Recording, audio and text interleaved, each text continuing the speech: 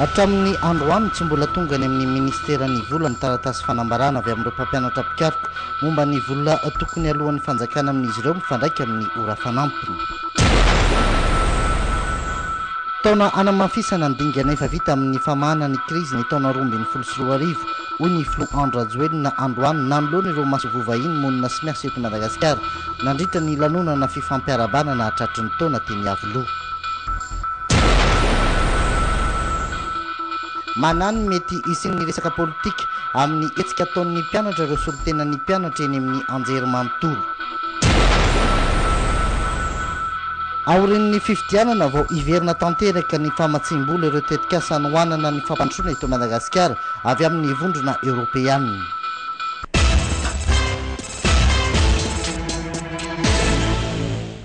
Miarabantsika rehetra tompoko lasy tompoko vavy amin'ny ity hariva ity no manasantsika ihany koa nandrika ny vaovao hatramin'ny farany eto amin'ny fahitalavitra viva ialana itsiny ny fahatarana minitra maromaro noho ny fanomanana tsy maintsy natao tamin'ny vaovao izay atolotra amintsika amin'ity hariva ity.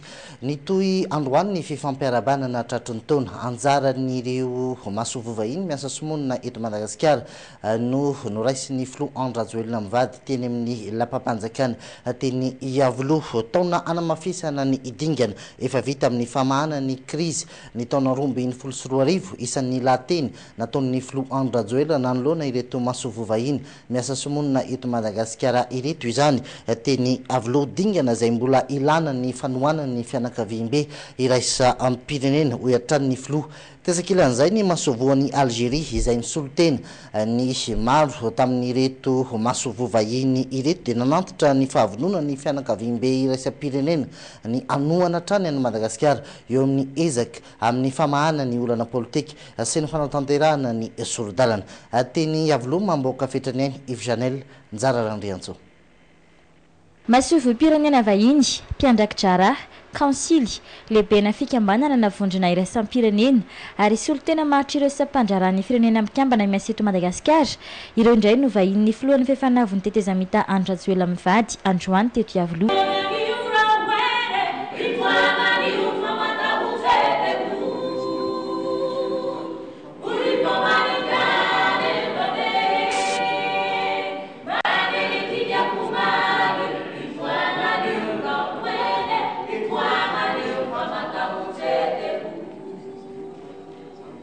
Ny hevitry ny fianakaviam-be iraisam-pirenena manoloana ny fivoaran'ny famahana ny krizy eto Madagasikara no isan'ny tena nandrasan'ny maro tamin'ireo lahateny ny fandimiasana teto androany. Ny fianakaviam-be iraisam-pirenena izay mbola naneho ny fahavononany anohana trany ireo ezaka ataon'ny malagasy iverenana amin'ny lalana manaraka ny lalam-pandrenana raha nambarany masovoan'ny Algérie Ben Ali Cherif Abdelaziz izay nisolotenan'ny maro nandray fitenenana niarahaba ny Floa mivady. Teboka mahafapo ny dingana amin'ny fampiarana ny tondro zotra efa vita hatreto izy saingy mbola mitaky fahavononana sy fikirizana avy amin'ny hery politika rehetra ireo dingana mbola miandry. Ekena fa ilaina ny fanohanana ny fianakaviam-be iraisam-pirenena ho iatrany ity masovoan'ny Algérie ity nefa kosa ny vahaolana maharitra amin'izao olana politika izao dia tokony ho avy amin'ny malagasy ireny ihany. C'est pour moi un grand honneur et un insigne privilège en tant que doyen d'être le porte-parole de la communauté internationale à Madagascar pour vous présenter, Excellence, Monsieur le Président de la Transition, ainsi qu'à votre épouse et à vos enfants, nos vœux les meilleurs de santé et de bonheur. Nous formons aussi le vœu que la mission dont vous êtes investi pour mener le processus de sortie de crise à son terme soit couronnée de succès. Nous estimons que la noblesse de cette mission n'a d'égal que la sagesse connue et reconnue du peuple malgache. Cette sagesse mérite d'être payée en retour par les efforts conjugués et l'engagement sincère de toutes les forces politiques malgaches en présence pour offrir à ce peuple la meilleure récompense et le plus beau cadeau pour cette année 2012. Ce cadeau ne peut être, à notre sens, qu'un coup d'arrêt définitif et irrévocable à la crise qui n'a que trop duré.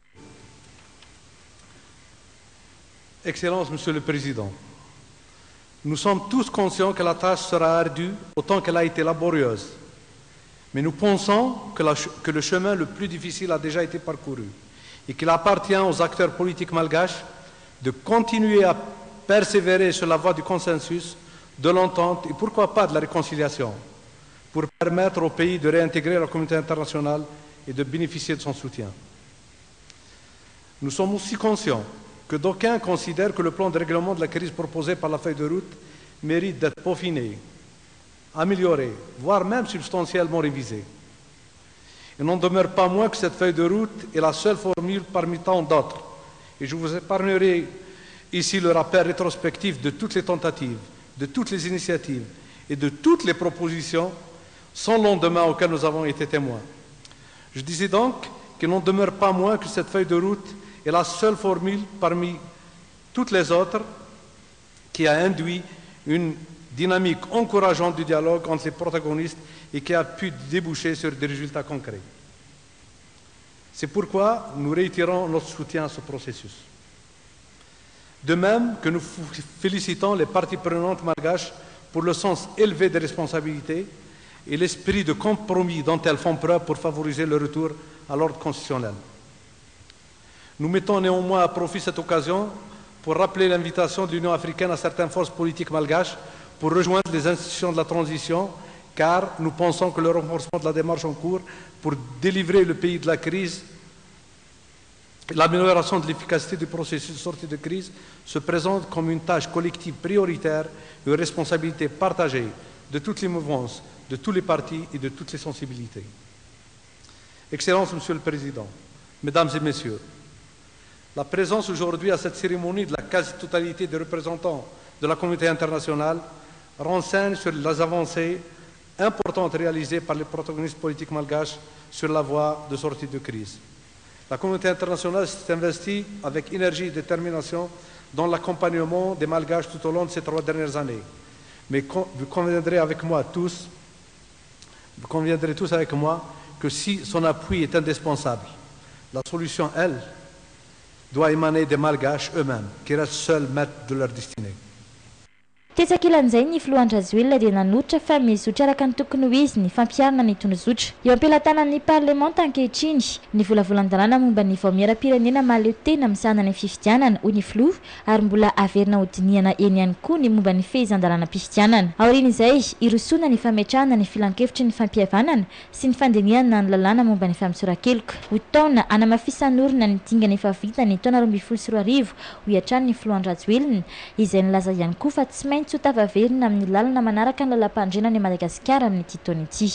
Croyez que je suis particulièrement sensible au soutien et à l'accompagnement de la communauté internationale dans le processus de sortie de crise. En effet, comme vous le savez tous, depuis les 3 dernières années, notre pays a traversé une crise politique dont vous en êtes les témoins. Et la recherche d'une solution de sortie de crise par les principes d'une gestion consensuelle et inclusive d'une transition a été difficile à obtenir. Nous avons perdu trop de temps avec les tergiversations et les surenchères politiques, mais à la fin, heureusement à la fin, les politiciens ont compris qu'on ne peut pas prendre en otage la vie des 20 millions de Malgaches. Et nous avons vaincu la diversité d'opinions dans le but et dans l'objectif de reconstruire notre nation. C'est la moindre des choses en tant que politicien. C'est ainsi qu'un accord salutaire a été trouvé et la feuille de route a été signée le 17 septembre dernier. Plusieurs étapes décisives ont été franchies, gages et signes de notre volonté d'aller de l'avant. La mise en œuvre de la feuille de route est en bonne voie. Et le retour de Madagascar dans le concert des nations a été constaté et matérialisé, entre autres, par la participation de Madagascar au 66e sommet des Nations Unies. Cette année 2012 va permettre la consolidation des acquis remarquables que nous avons obtenus durant les derniers semestres de l'année qui vient de s'achever. Nos désirs les plus chers et les vœux les plus ardents, surtout du peuple malgache, sont que cette année 2012 soit l'année de la fin de la crise, l'année de la fin des sanctions contre Madagascar, l'année de la fin de la suppression des aides et toute autre forme de financement, l'année des élections libres et transparentes, et surtout l'année de toutes les espérances. Nous osons espérer que la communauté internationale apportera son soutien et son appui pour la réalisation de ces vœux. Mon engagement est la réussite de la transition et la mise en œuvre de la feuille de route pour que le peuple malgache reste confiant en son avenir. Cette année 2012 devra permettre le retour à la normalité constitutionnelle et nous n'avons pas le droit de décevoir le peuple malgache qui a fait preuve de patience et de courage exemplaire malgré toutes les restrictions économiques et sociales ainsi que l'absence d'aide internationale dont il a souffert durant ces 3 dernières années. Une nouvelle ère nous attend. Ce renouveau de Madagascar, nous voulons la construire avec chacun des pays et des peuples que vous représentez. Eo amin'ny lafiny toe-karena nampahafantarany filoha reto vahiny reto fa amin'ity taona ity dia ikasany anomboka ny tetikasa momba ny angozo avaoziny Madagasikara amahana ny olany herinaratra vokariny eo na Satriramah. Nanao tompomasiny 3 taona ny tantanany tetezamita ihany koa izy. Nambaran'ny filoha fa na dia teo aza ny fahasaranana ny lalovan'ny firenena malagasy dia afaka nanefa nitrosany ivelany hatrany ny fitondram-panjakana. Ho an'ny taona 2024 ohatra dia afaka nandoa 7 miliara ariary isika ho hatrany ny filoha Andrazjoelina ka ny 4.30 miliara tamin'izany dia zana mbola avokoa raha toa ka reny volany 7.70 miliara ariary. Ny fahaiza mitantana sy ny politika ny fisisiana nampiarina hatramin'izay ary mbola ampiarina amin'ny hoavy no nahafahana nanao izany. Eo amin'izay fifandraisantsika amin'ny any ivelany izay ihany ny fahavitan'ny fifidianana eto Madagasikara no andrasan'ny vondrona Europeana mialohan'ny amoahana izy ireo ny bolongambola ho antsika eto Madagasikara amin'ny ao anatin'ny fedy andihan'ny 10 izay fanampianan'ny Madagasikara eo amin'ny lafiny fampandrosoana. Na izany zay nefa dia efa eo am-panomanana ny famoahana ny vola amin'ireo tetikasa hafa ny vondrona Europeana amin'izao fotoana izao. Ny vondrona Europeana izay manomana ihany koa ny famahana ny crise politique eto Madagasikara amin'ny alalan'ny fanatanterahana izay voarakitra ao anatin'ny sorodalana. Ezekelan'izay fantatra ihany koa fa aorian'ny fahavitany ny fivoriana tsara-potoan'ny congrès sy ny filan-kevitra ambonin'ny tetezamita dia azo ny fiobetoerany firenena mikambana indray ny ministra ny raharaham-bahiny malagasy bureau Rajon Arvelo mbola mamboaka fetrany aina sy njara randriantsoa ary Yves Janel ihany no mitatitra ny vaovao amintsika. Na dia tsy mbola ankatoa tanteraka ny fitondrana eto Madagasikara aza ny vondrona Europeana raha tsy aorian'ny fahavitany ny fifidianana madio mangarahara ary ekeny rehetra dia manohana hatrany ny fampiarana ny tondrozotra izy ireo hoy ny lehiben'ny delegasion ity vondrona ity eto Madagasikara. Na izany aiza nefa fantatra fa efa manomana sahady ireo tetikasa atao eto Madagasikara aorian'ny fifidianana ny delegasion ny vondrona Europeana eto amintsika. La préparation de identification d'abord et formulation des différentes actions. Ny fanomanana ireo tetikasa fampandrosoana hanomboka aorian'ny fifidianana sy ny fijoroan'ny gouvernement lany tamin'ny fomba demokratika dia efa mandeha. Na izany zay nefa misy ireo tetikasa ho an'ny olona marefo tanterahanay eto Madagasikara momba ny famoahana sy ny fampiasana ny bolongambola ho amin'ny fedy andihan'ny 10 dia miandry ny fahavitan'ny fifidianana zahay. Mino tanteraka izay fa ny fampiarana ny tondrozotra dia amerina ny firenena amin'ny lalana manaraka ny lalam-panorenana mba ahafahana mamerina tsy kelikely ihany koa ny fanampiana ho an'ny Madagasikara. Permettre une reprise graduelle mais vraiment conséquente de notre coopération au développement. Ho an'ity taona 2024 ity dia misy ny bolongambola efa noman'ny vondrona Europeana ampiasaina eto Madagasikara. Misy ihany koa ireo tetikasa efa mandeha indrindra ireo mahakasika mivantana ireo olona heverina fa marifo. Momba ny famoahana ny bolongambola ho an'ny 10 fedy kosa indray dia fantatra fa hiandry ny fahavitan'ny fifidianana mihitsy izany. Ankoatra izay, fepetrapetraka ny vondrona Europeana ihany koa raha ny fanazavany Leonidas Tezapsidis ihany ny isi ny fanjakana tsara tantana sy ny tetikasa mpampandrosoana mahatry ny toe-karena. Ezekelan'izay anohy ny fandresen-dahatra ny fianakaviam-berana sampirenena ny fitondram-panjakana amin'ny alalan'ny ministera an-draraham-bahiny.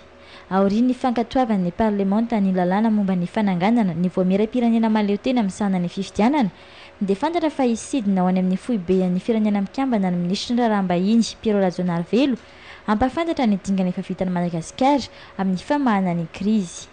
Taddio tsara fa ny Nations Unies no lohalaharana eo amin'ny fikarakarana momban'ny élection ary mety miankina amin'ny tatitra zay ataony any amin'ny Ban Ki-moon no ahafahana mamariparitra ny calendrier électoral.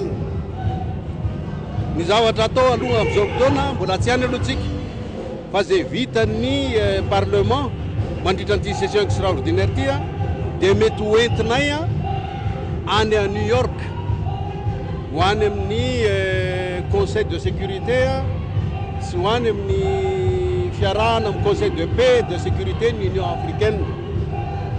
Maika be zany satria miankina amin'ny plaidoirie zay ataontsika any ary zany plaidoirie zany tsy resa be fotsiny fa tsy maintsy miankina amin'izay efa napahan-kevitra ataon'ny parlement. Lany ve lalàna amin'ny fifidianana, mipetraka ve ny CENI, napetraka koa ve ireo rafitra isan-karazany sisisa mazava tsara ve ny fahazahoantsika ny interprétation ny atao hoe andininy faharoapolo anisa zavatra goavana be zay no entina makany amin'ny Nations Unies. Arak'izany mavesa-danja ho an'ny famahana ny krizy ny fifidianana izay nambaran'ny filohan'ny fahafanavin'ny tetezamita Andrajoelina fa tsy maintsy atao amin'ity taona 2024 ity. Eo amin'ny resaka politika izay ihany naneho ny heviny mikasika ny mety ho fodin-dra valomanana marika atoato eto Madagasikara ny Prime Ministre lehibe ny gouvernement Andriamatoa Omer Berzik tamin'ity androany ity nambarany fa miankina amin'ny filaminana eto amin'ny firenena sy ny fitandronan'ny filaminana Andriamatoa marika ravalomanana no mety hodiny na tsy eto an-tanindrazana. Nambarany Prime Ministre lehibe ny gouvernement fa tsy maintsy iaraha manapaka amin'ny rehetra izany hoe ny mpitondra firenena ny mpitandron'ny filaminana ary ny mpanao politika ny fodiny marika ravalomanana eto Madagasikara. Mamboaka fetrany aina sy njara raondriantsoa ary Yves Janel Latrany no mitatitra izay vaovao zay. Rehefa tsirena nandritra ny andro maromaro ny hoe iverina an-tanindrazana ny filoha teo aloha marika ravalomanana izay manao sesitany tena na tsy Afrika Atsimo dia omalina nandritra ny lanonam-pifampiarabanana ireo androm-panjakana noho ny taom-baovao no nilazany Mamy Rakoto Arvelo izany indray. Ho an'ny Prime Ministre lehibe ny gouvernement Omer Berzik dia tsy ho afaka ny iverina eto Madagasikara mihitsy aloha ty filoha teo aloha ty raha tsy efa tomombana ny lafin'ny filaminana eto an-toerana. Ary ny sécurité ho an'ny président Ravalomanana koa, ny sécurité ho an'ny fianakaviana, ny sécurité ho an'ny vahoaka Antananarivo. Zany zavatra zany ilana fandaminana, ilana teny fampiarahana, ilana ka zay zavatra zay mifepetra ambony indrindra atao ohatra ny hafa dia tsy maintsy tanteraka zany zay vao exploitentsika à fond zany le feuille de route mba ahafahantsika manatanteraka azy antsakany sy andavana ary ampamendrehana. Ny mpanao politika no mpitondra fanjakana fa indrindra ny mpitandro amin'ny filaminana no fantatra fa hiara hamaritra zany arak'izay efa voasoritra ny tondrozotra. Tsy mbola ho amin'ny anio araka izany na ihany koa rampitso no hodindra valomanana eto Madagasikara. Ny fekevitra iombonan'ny rehetra izay hiara hanao tombana ny filaminana sy ny fandriampahalemana eto amintsika fa indrindra eto Antananarivo ihany no afaka hamaritra ny mampitina tsy ny hodiny an-tanindrazana. Eo amin'ny lafiny sosialy eny amin'ny université an'Antananarivo fepetra manokana mikasika ny fitokonana no niraisin'ny mpianatra teny amin'ny université an'Antananarivo tamin'ity androany ity. Raha ny fanzavan'ny reto mpianatra reto dia misy mikasa ny milivily ny hetsika sy ny fitakiana izay ataon'izy ireo. Manomboka eto dia isaky ny faculté na ny sampam-pampianarana tsirairay no anaovana izay hetsika fitokonana izay ary ifandimby ny faculté tsirairay amin'ny hetsika ataon'ny mpianatra. Nanamafy kosa ny avy amin'ny SSS fa ny ministera ny teti-bola sy ny fitantanam-bola no tompon'antoka voalohany amin'ny fikatsony ny fianarana eny amin'ny université an'Antananarivo. Ana Muriel sy Albertin Raberarivo. voaterina kafepetra manokana isoroana ny fihoara-pefy sy izay mety ho fanakorontanana iseho amin'ny fitakiana izay ataony ireo mpianatra eny amin'ny anjerimanontolo. Tapaka fa anao ny fihetsiketsehana tsirairay isaky ny departemanta izy ireo ka ireo mpianatra tao amin'ny faculté des sciences no nanomboka izany androany maraina tamin'ny fanakatonana ny vavahady be fidirana eny amin'ny université n'Ankatso. Tena marina aloha zany ohatranay ao amin'ny DEX zao mazava be fa zaho miresaka aminareo zao avy nanao fanadinana. Any hoe ny DEX mandeha fanadinana. Nefany ao misy mpampianatra ny CCS misy mafana fo mihitsy ao. Ny CCS rehetra hoa efa niteny an'izay tamin'ny fivorian'izareo talohan'ny farany hoe mijanona daholo ny zavatra momba ny fampianarana. Kanefa médecine science zao namoaka indray valim-panadinana. Sasany zany département fa ny médecine moa io tokotany eo io ary io koa izy mizara ny vatim-pianarana. Fa ny ao amin'ny lettre zao ohatra sady mivoaka ny valim-panadinana no nahemitra mihitsy ny fanadinana. Dia mampalahelo zany ao amin'ny lettre amin'izay. Tsy mitovy zany ny mahandro an'ireo sampana fianarana samihafa, faculté samihafa.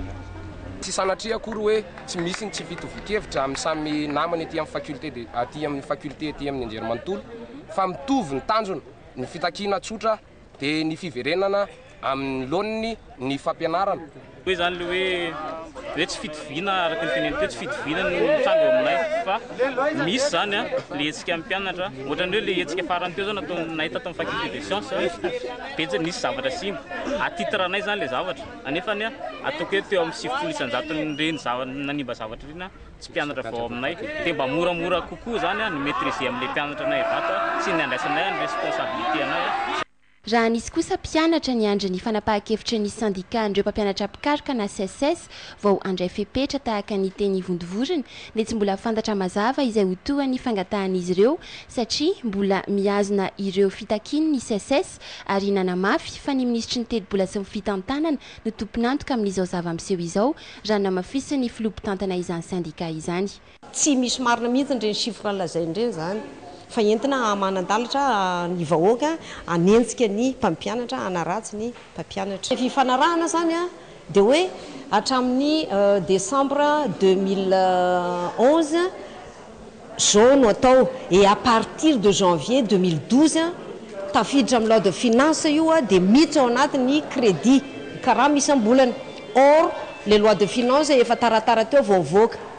Tsy misy resaka ao momba ny ho an'ny fampianarana ambaratonga ambony dia izay nampatonga le izy fifanandrofian-javatra ary tsy marina hoe efa kaikaiky fanadina fanazavana feno lainga zay zany le izy ary izay no mampatonga ny CSS hitaky an'le fialana satria voalohany izy tsy manana compétence tsy fantany akory zany hoe ahoana ny fandehan'ny finance publique zany ary tsy misy bonne gouvernance satria tsy manaraka ny lalàna efa nivoaka izy tsy manatanteraka ny soniava satria amin'le signataire-n'le lalàna momba n'le fitakiana io izy anisany ao ary amin'le olona rehetra nanao siny tao izy rery mbola tavela amin'ny plasiny ao hatramin'izay ka hatramin'izao. Dia koa zao zany dia mametraka tsara mihitsy hoe tsy manohy an'le fampianarana mihitsy zany raha tsy mahazo ny valiny fampiarana andreo le fitakian'ireo. Sy folo isanjato ny fanakorontanana sy fanimbana mitranga rehefa misy ny hetsika ataon'ireo mpianatra raha nambaran'izy ireo dia saika ataon'ireo olona tsy mpianatra eny akory. Ny tamin'ity androany ity dia nisy tamin'ireo departemanta no mbola nanohy ny fanadinana, nisy ireo nizaravatsim-pianarana ary nisy kosa nefa ireo izay niato avy hatrany vatany vao nanomboka ny fitokonana. Iray tamin'ireo tebika no resahan'ny ministry ny vola sy ny fitantanam-bola androany ny momba izay olan'ny CSS izay hatreto tsy tonga any amin'ny ministeran'ny vola ny taratasy fanambarana avy amin'ny mpampianatra pikaroka mifandraika amin'ny ora fanampy ny raha fanazavana no entin'ny Andriamatoa Hery Rajaonarimampianina ministry ny vola sy ny fitantanam-bola eto amintsika kakadigaka izy amin'ny fangatahan'ny CSS ny fialany manoloana izany rehetra izany nanambarany ministra fa vantany voatonga na dia anio eo amin'ny tompona andraikitra izany fanambarana avy amin'ny CSS izany avy amin'ny mpampianatra pikaroka marimarina kokoa dia avy hatrany alohan'ny fanjakana ireo vola ny mpampianatra pikaroka ireo. Nakany sary Michel Rakotson.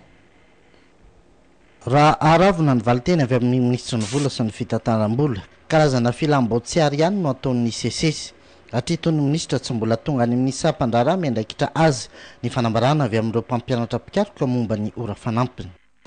Za no miandraikitra sy misahana ny zavatra rehetra eto amin'ity firenena ity. Zange araka filazanao ministry ny vola sy ny fitantanam-bola fa tsy ministry ny zavatra hafa ka zay ngamba ny voalohany satria na izara dia mba gaga ihany amin'ireny zavatra ireny tsy miala andraikitra nefa ny tena fa dia hoy za hoe misy zay efa nifampidinianay miaraka tamin'ireo CSS ireo zahay dia nanatanteraka tsaka ny siandavany zay indray ara no manaitra andry zareo satria mahakasika an'le heure complémentaire ohatra no tenenina zay indray manaitra andry zareo hoe aiza ny déclaration anareo fa mbola tsy misy état de paiement zany aty amin'ny trésor public ary maly nilaza tamin'ny aina manjery sasany fa raha tonga androany zay dia alohako androany fa mbola tsy misy zany any amin'ny université sasany ara mbola vao angatahana ny mpampianatra anao ny déclaration zany ka ahoana moa ny hitakina zany aty amin'ny ministère ny finance mety misy zavatra hafa ao anjaranareo no mandinika sy mieritreritra ny zavatra zany. Inona marina ary no ambadika ny fitakin'ny CSS zay hita famoronana tsikelikely any amin'ny lafin'ny politika. Hatrizay no efa niteraka olana ny tsy fanambarany ny mpampianatra pikaroka ny fanampinoran izy ireo. Mikasika kosa ireo tetikasa maro nambaran'ny Filoha Omaly nanambarany ministra ny volo fa misy amin'izy ireo no efa ao anatin'ny teti-bolam-panjakana. Misy ihany koa nefa no mbola tanterahan'ireo mpandraharaha tsy miankina. Iray amin'ireny ohatra ny momba ny angovo azo avy amin'ny rivotra. Raha ireny tetikasa lazain'Andriamatoa Filoha reny tsy voatery fanjakana ange no manao azy raha ndresaka izy zao mikasika ny angovo le hoe énergie renouvelable ny secteur privé ny investisseur privé no antsonana ao an'izany ny anjara ny fitondram-panjakana dia mametraka zay tontolo matotra sy tsara mba azahoan'ireo investisseur ireo manatanteraka n'izany atao hoe fidirany eo amin'ireny sehatra ireny zany fa tsy voatery ny fanjakana akory manao an'ireny zavatra ireny. Momba io tetikasa io mijanona ho mpanamora ny fanjakana. Ao anatin'ny teti-bolam-panjakana dia voalaza fa isy ny fampiena-ketra ho an'ireo mpandraharaha te ampiasany volany eo amin'ny famokarana angovo azo avaoziny. Eo amin'ny vaovao mikasika ny olany mpitsara sy ny polisy komisera roa no nampidirina eny Antanimora taorinany nampakarana azy ireo ny fampanoavana tamin'ity androany ity. Tonga teny amin'ny fitsarana nanotrona ireo nampana izay nandalo ny mpitsara ny avy amin'ny fikambanan'ireo commissaire de police na ny amical des commissaires de police tetsy amin'ny fitsarana tetsy Anosy taorinany voan'ny didy mikasika ireo tompon'andraikitra amin'ny polisy tany Toliara ireo dia nisy ny feoniely teto Andrenivohitra fa isy ny etsika ataon'ireo commissaire de police ireo niroso tamin'ny février ireto commissaire de police ireto ny farany tolakandro teo hatramin'ny enora sy sasany teo dia mbola tsy vita izay février zay tsy mbola fantatra ihany koa ny fanapakevitra ireto avy amin'ny polisy pirenena ireto io raha io no nialany ny mpanao gazetinay ary arahantsika tahaka izao izay fanadidina nataon'ny marina toy indravo izay. Polisy miisa 7 voaroroy tamin'ny raratany Toliara